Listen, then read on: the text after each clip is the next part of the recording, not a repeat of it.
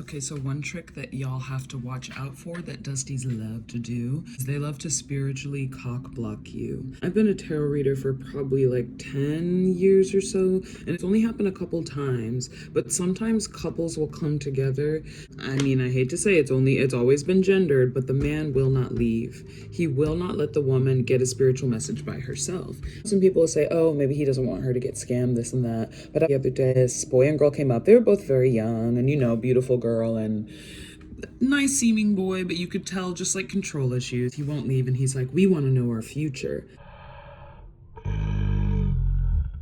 Which is already odd because, two different souls, two different paths, two different futures. Even the idea that they have one collective future, I feel like is spiritually kind of controlling. Also, two adults, even if they're young adults, should be able to look at each other and talk about the future. A tarot reader can't tell you these things, but they were adamant about it, and I wanted to give them experience, have fun with them. So I do the reading and we're going through and their energy's coming through, but immediately I can see, okay, 7 of Wands reversed.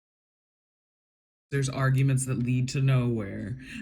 I compared it to the Winchester Mystery House and she was like, yep. There was like the star power in reverse. She's kind of just being drained of that energy. And then it was the death card.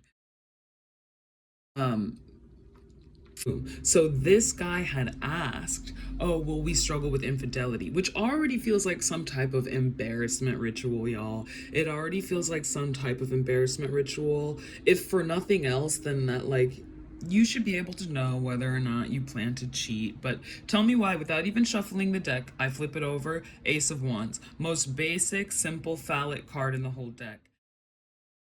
And then the Three of Cups.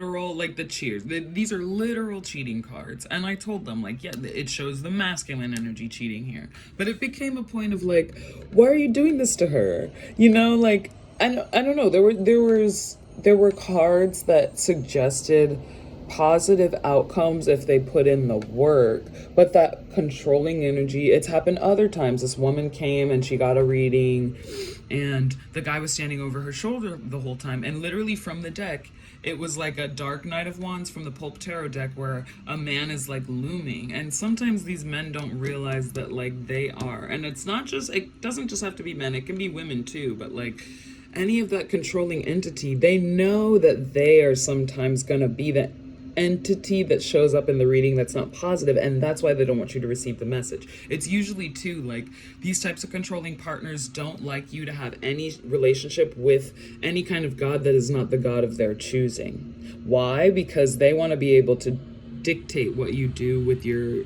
soul.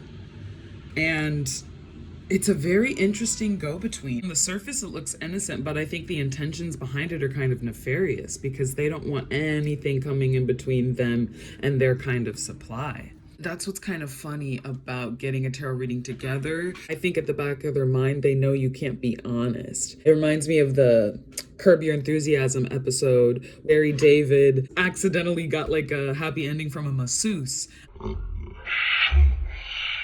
His wife, Cheryl, goes to a psychic. The psychic can see that he's getting a handjob from some redheaded woman. It's that type of shit that the men don't want you to see. I'm not saying it's always something like that, but I think there's usually some kind of unseen force that they don't want you interacting with. It's also part of the reason why a lot of them like to triangulate. It's basically them triangulating spiritually because they need whatever version of the story they're telling you to be the only one. So if the psychic is able to tell you something else, they don't like that. The thing is too that like when you're not so close to source or to spirit or whatever you choose to call, source can whisper to you, but there can't be a lot of interference. You have to, with your free will, permiss that energy to interact with you. And once you do, the protective measures, the language, the conversation is unparalleled.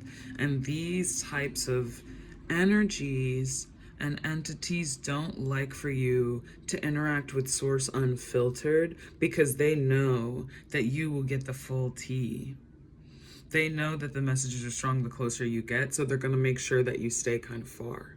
So very, very odd to ask if you're going to cheat. But if you ask spirit anything, you will get the answer. And you kind of got to wonder if somebody doesn't want you to receive a message from source, then what else don't they want you to know?